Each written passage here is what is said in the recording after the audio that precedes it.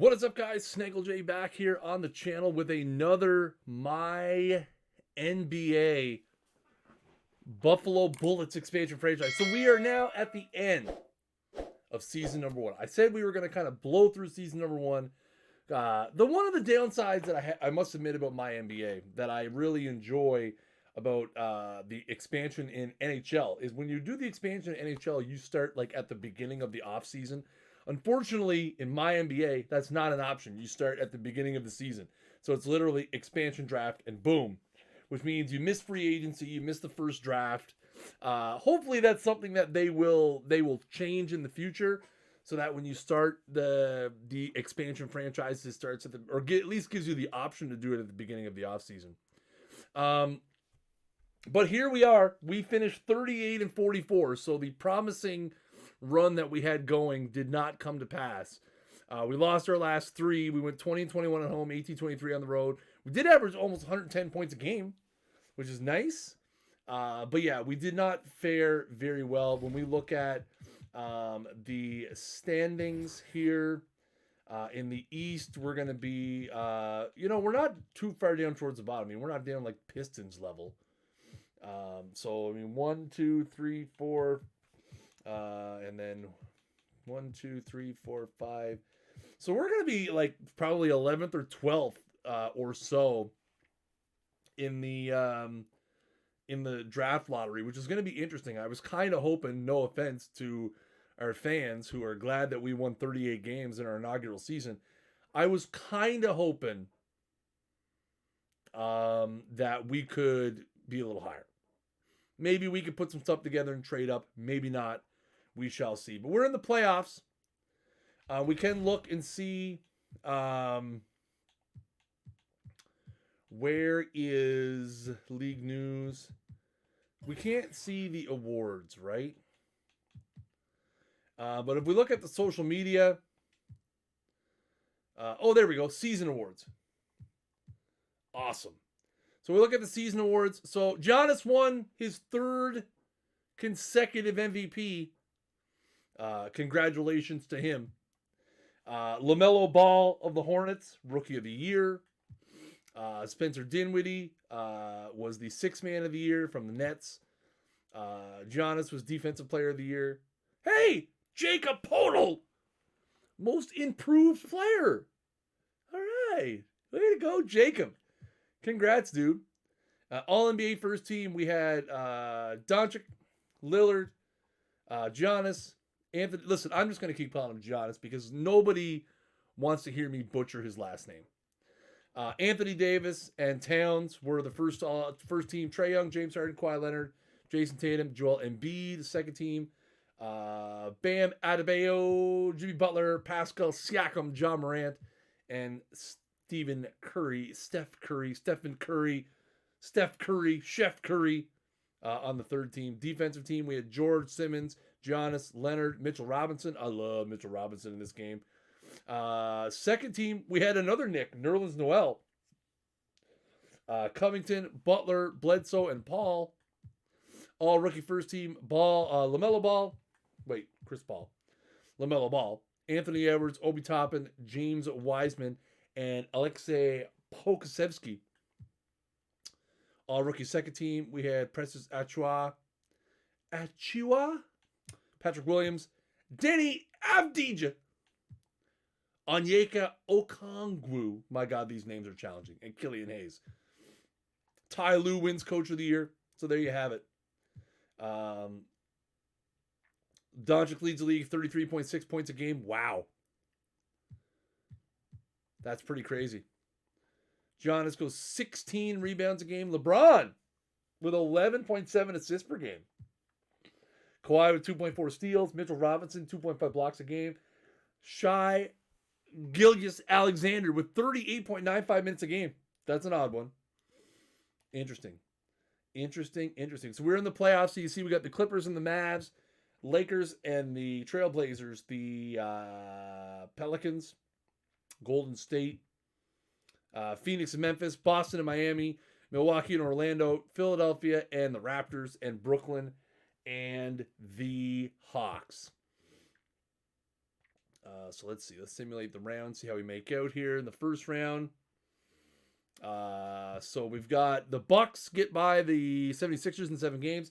Atlanta upsets the number 1 seed Brooklyn Nets 4-3.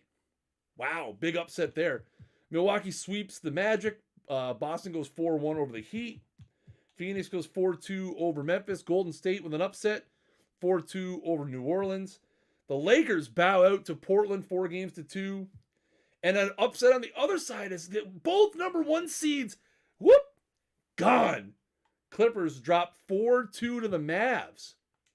Wow. Let's see what happens here in the next round. So we got a couple 7-gamers on the west side. Portland over Dallas 4-3. Golden State over Phoenix 4-3. On the other side, Boston with a sweep. And Atlanta, the number 8 seed, dispatches the Raptors in 6. So let's see what we end up with in the finals. We've got Boston and Portland in the final, both winning in 6 games. Let's see what happens. And the Trailblazers, ladies and gentlemen, are the 2020-2021 NBA champions. Damian Lillard, 42.8 points per game in the finals. Wow. MVP. Yeah, I think so. I think that's pretty worthy of MVP. That's pretty good stuff. Pretty good stuff. All right, so here's what we're going to do. I know this video is going to be kind of short, but we are going to tack a couple things on to the end here because I want to do the off season in. I want to do the off season kind of in 1, maybe 2 videos, but kind of starting fresh. So what we are going to look at though is before we get into the off season, I want to look at the state of our team. So we look at the state of our team right now. And let's look at first what we have in terms of commitments to staff. So again, this is not the staff that we wanted. This is staff that we were assigned because of being an expansion team. Now, we did go out and get Don Carter, which I think was helpful. So we're going to need to decide what we want to do with our staff, if we want to try to go in a different direction, if we want to see who might be out there in terms of, I always loved Lucas, greatest coach in the history of NBA 2K. Good old Lucas. So we're going to need, I'm thinking we're going to want to make some changes. At the very least, we're going to want to bring in some different assistants. I like to have assistants, typically 1 offensive focused, 1 defensive focused. Again, I just find that's a nice balance. I feel like neither Bruce Jones nor Ian Odom with their C's across the board are very good. I think whether or not we get a new head coach depends on which head coaches are available. And if one can, kind of give me that feeling like, hey, I think they would be a good fit for what we're trying to do. You definitely can expect some changes on this screen when we get to the off season for sure. Let's take a look also at our finances. So what we're going to do is we're going to look at this. Money-wise, we're pretty good. Actually, we're going to lose $5 million this year, which is not good. It's not a good sign. But if we look at our salary cap breakdown, so again, let's take a look right now. So our salary cap right now for this year, we had about $10 million worth of cap room this year.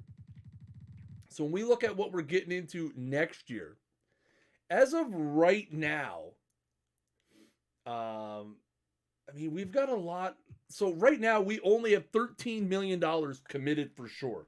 $9 million to Brown, $4 million to Carter. We do have some team options we're going to have to look at. We're going to have to look at Kleber. We're going to look at Hernan Gomez. We're going to have to look at Langford.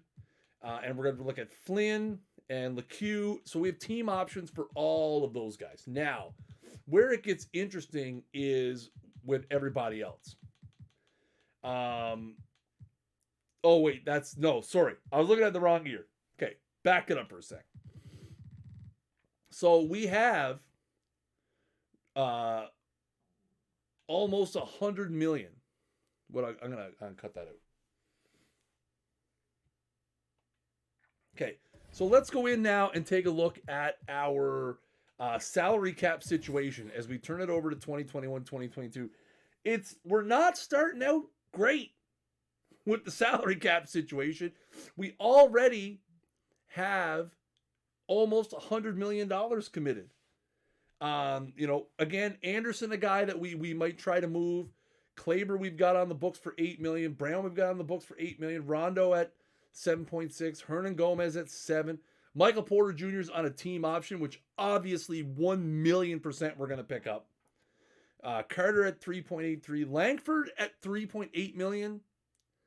I mean, with how Brown has emerged, if we could find that might be one that we might let go. Flynn at 2.05, LeCue at 1.7, Fournier's a free agent, Podol's a free agent, Maker's a free agent, Muscala, and then we've got cap holds for guys like Fournier. Obviously, somebody like Podol, who I think again is he should be he's at least bird eligible. So we can go over the cap to re-sign Podol if we want to. For sure. So that's good. That'll be good. Obviously, Fournier we're going to let go. Again, it would be nice to bring him back. Again, we can go over the cap to sign him.